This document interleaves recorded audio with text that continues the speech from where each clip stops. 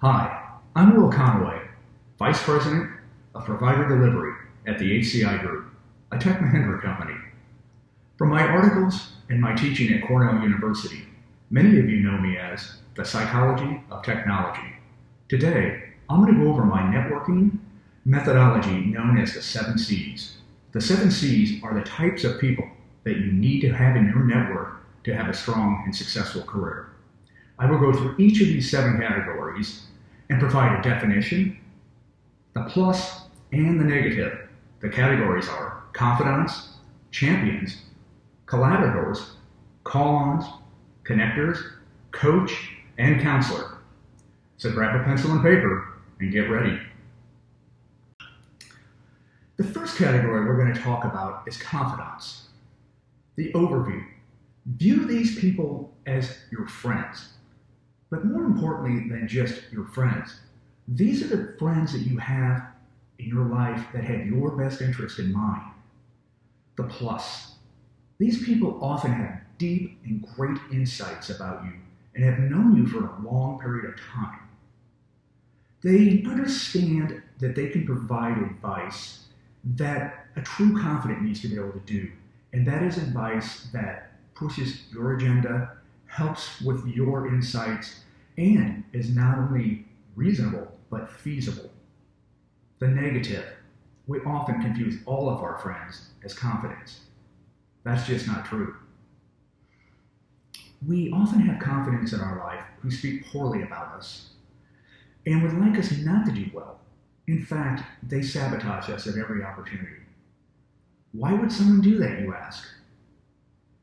It's not about you. It's about them often. Your doing better and doing well in your career means that they feel bad about themselves and feel that they should be doing better. These are the type of people that you need to separate yourself from. You cannot have groups of people around you who do not support you and expect to do well. The next category are your champions. These are your promoters, but don't confuse these people with cheerleaders. There is a difference. These are the people in your life who say good things about you. These are the people who post a nice thumbs up or maybe a comment about what you post on social media. Or when they're in the public, they say something good about you that makes you look good. These are good people to have around.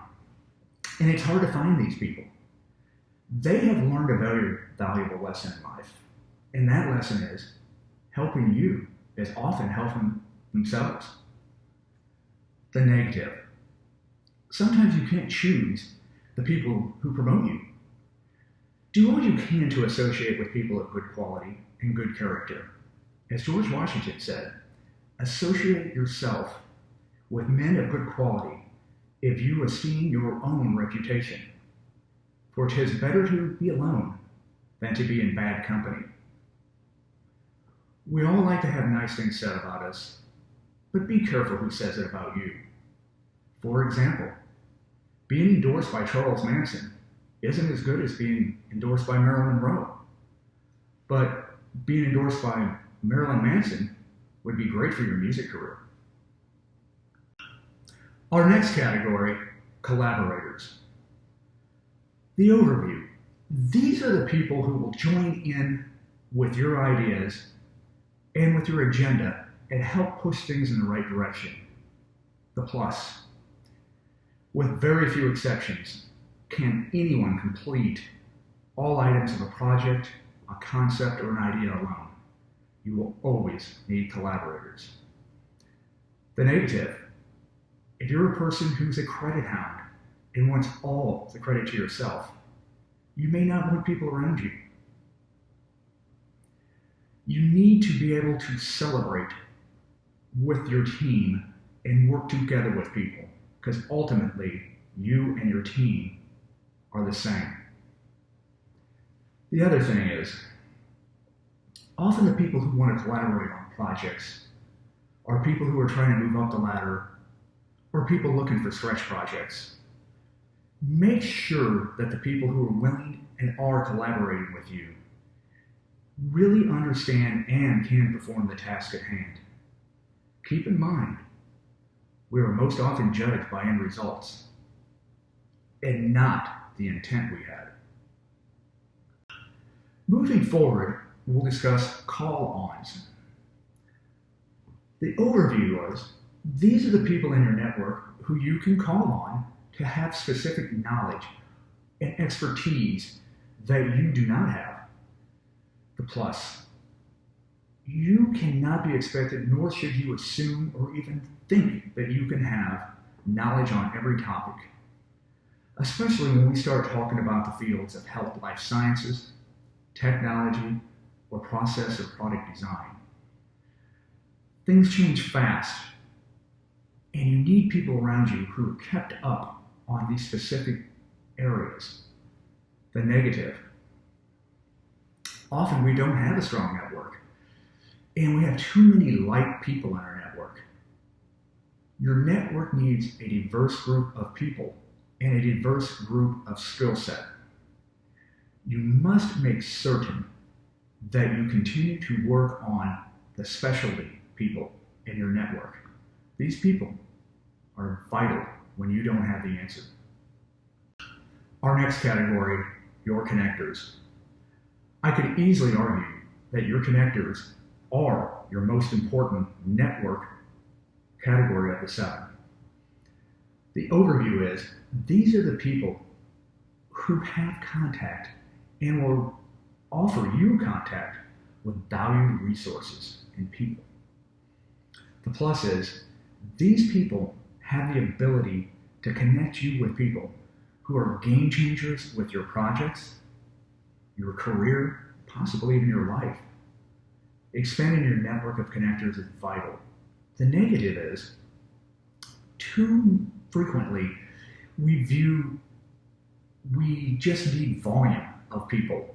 That's not the case. You need some diversity of the type of people you have too as connectors. Having people all in one field, one group, one industry might really shrink down the amount of connectors that you have. Don't confuse volume of people in your network as having a lot of connections also. Ask yourself a very key question today. Look at your LinkedIn or other social media. How many people there have the ability to connect you with somebody else? And maybe more importantly to ask, how many of these people would connect you with somebody else? Having connections are only important if you can get access to them. The next category I'd like to discuss is coach. Coaches provide deep insights and provide improvement techniques that help you complete your projects, your tasks, even drive forward goals. These are the people that can help you meet your expectations by sharpening your skill sets and getting you to proficient levels. The plus, these people help you attain and get the levels that you would have never got to on your own.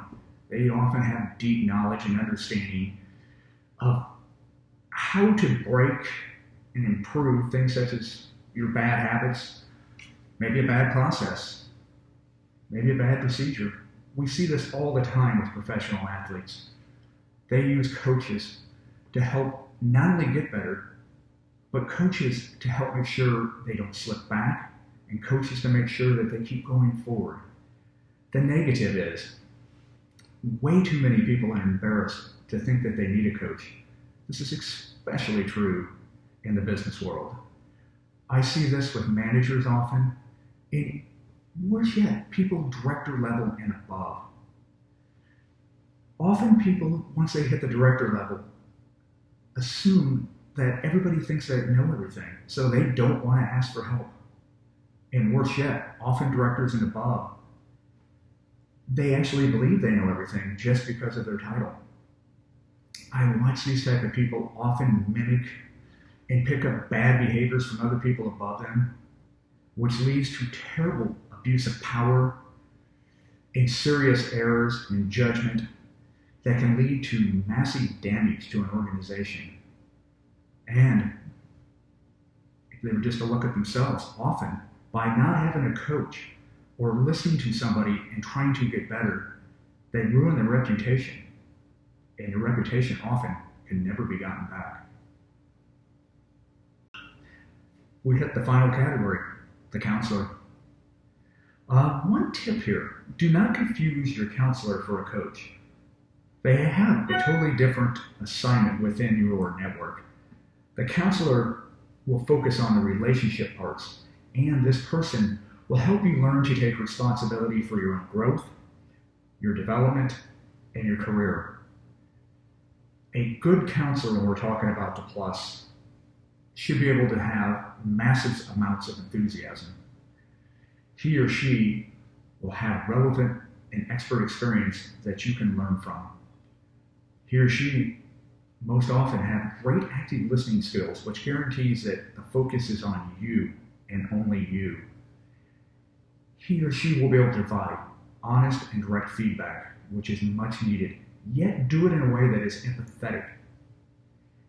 And this person has been in a place or a level that you would like to get to.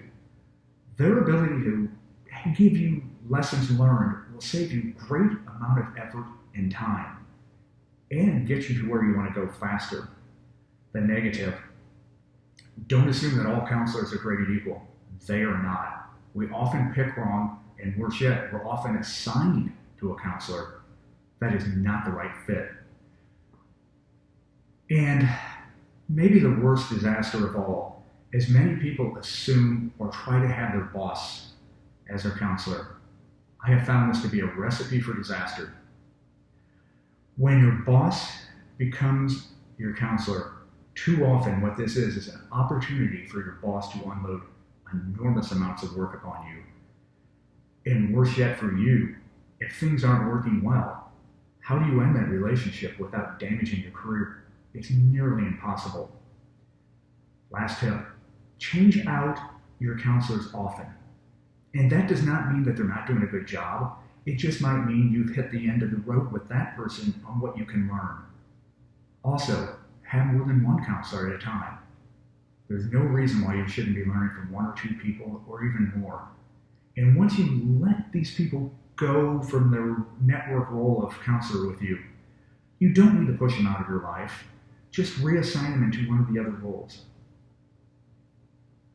I greatly appreciate the opportunity to talk with all of you about your network. Thank you from myself and all at the HCI Group, a Tech Mahindra company. And remember that it's better to be a student of the 7 C's than a C student.